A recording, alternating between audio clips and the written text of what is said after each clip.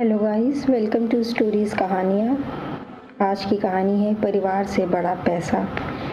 रमेश का एक छोटा सा परिवार था जिसमें एक खूबसूरत पत्नी और 2 प्यारे बच्चे थे। उसकी पत्नी और बच्चे हर हाल में खुश थे, लेकिन रमेश उन्हें ज़िंदगी के सारे ऐशो आराम देना चाहता था और इसके लिए वह प्रतिदिन 16 घंटे से भी अधिक काम किया करता था। दिन भर ऑफिस में काम करने के बाद वह ट्यूशन सेंटर में ट्यूशन भी पढ़ाया करता था। वह सुबह सुबह घर से निकल जाता और आधी रात के बाद घर लौटता था।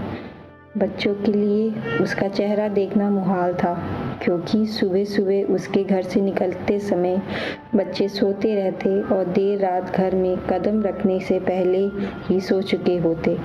हाँ, रविवार को ज़रूर वह घर पर होता, लेकिन उस दिन भी वह किसी न किसी काम में व्यस्त रहता और उसका समय परिवार के साथ ना बीतकर काम करते हुए बीतता।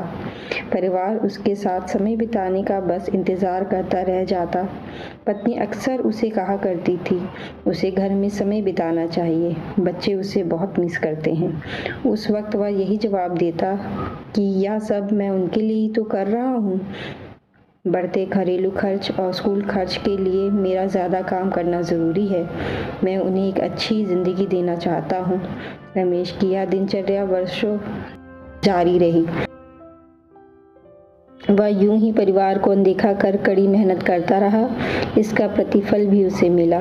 उसे पदोन्नति प्राप्त हुई, आकर्षक वेतन मिलने लगा। परिवार अब बड़े घर में रहने लगा।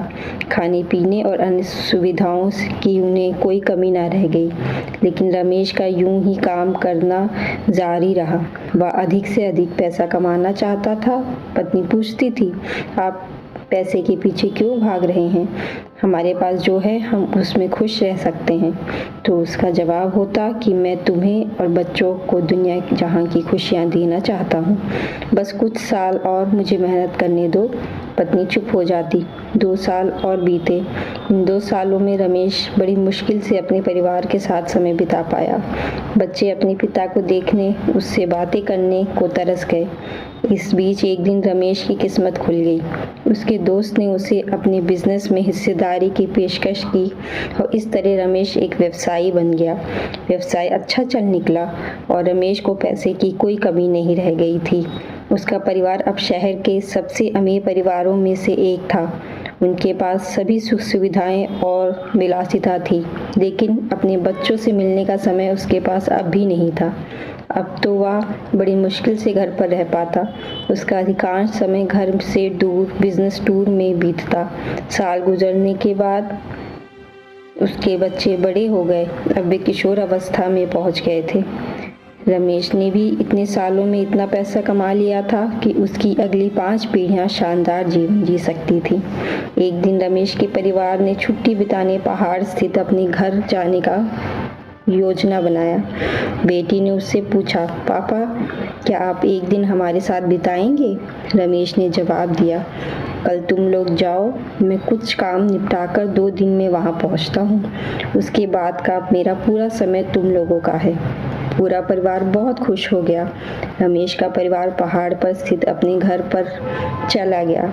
2 दिन बाद रमेश वहां पहुंचा, लेकिन उस दिन उसके साथ समय बिताने कोई नहीं था। दुर्भाग्य से वे सभी उस दिन सुबह आए भूकंप में दब गए थे। रमेश अपनी पत्नी और बच्चों को कभी नहीं देख सकता था। करोड़ों की संपत्ति होने के बाद भी वह उनके साथ का एक भी पल नहीं खरीद सकता था। वह पछताने लगा। पत्नी के कहे शब्द उसे याद आने लगे। आप पैसों के पीछे क्यों भाग रहे हैं?